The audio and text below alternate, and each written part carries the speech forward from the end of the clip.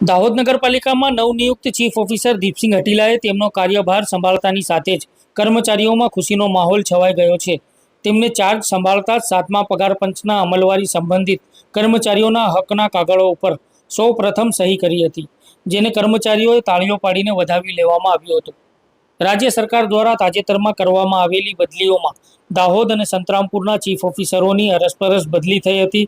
દાહોદના chief officer Yashpalsinh વાઘેલાને Santrampur મોકલવામાં આવ્યા હતા, જ્યારે સંતરામપુરના ચીફ ઓફિસર દીપસિંહ હટીલાને દાહોદ નગરપાલિકાના નવા ચીફ ઓફિસર તરીકે નિયુક્ત કરવામાં આવ્યા હતા.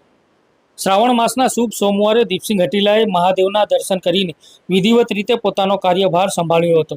આ પ્રસંગે પાલિકાના તમામ કર્મચારીઓ, પાલિકા પ્રમુખ ગોપી દેસાઈ, કારોબારી અધ્યક્ષ હિમાંશુ બભેરિયા, પૂર્વ કારોબારી ચેરમેન લખન રાજગોર, વિવિધ સમિતિના ચેરમેન બીજલ ભરવાડ, જોગેશભાઈ, રાકેશ પ્રજાપતિ, નુપેન્દ્ર દોશી, નગરપાલિકાના દંડક અહેમદ ચાંદ સહિતના પદાધિકારીઓએ ચીફ ઓફિસરને બુકે અને મીઠાઈ આપીને શુભેચ્છાઓ પાઠવી હતી. દીપસિંહ હટીલાએ ચાર્જ સંભાળતાની સાથે જ નગરપાલિકાના કર્મચારીઓના 7મા પગાર પંચની અમલવારી માટેના કાગળો ઉપર પોતાની પ્રથમ સહી કરી હતી.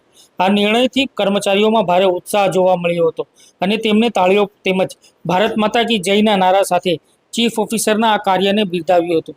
ઉલ્લેખનીય છે કે 7મા પગાર પંચની અમલવારી માટેની પ્રક્રિયા અગાઉના ચીફ ઓફિસર યશપાલસિંહ વાઘેલા દ્વારા શરૂ કરવામાં આવી હતી, જેને નવા ચીફ ઓફિસરે આગળ ધપાવીને કર્મચારીઓના હિતમાં મહત્વનું પગલું ભર્યું છે.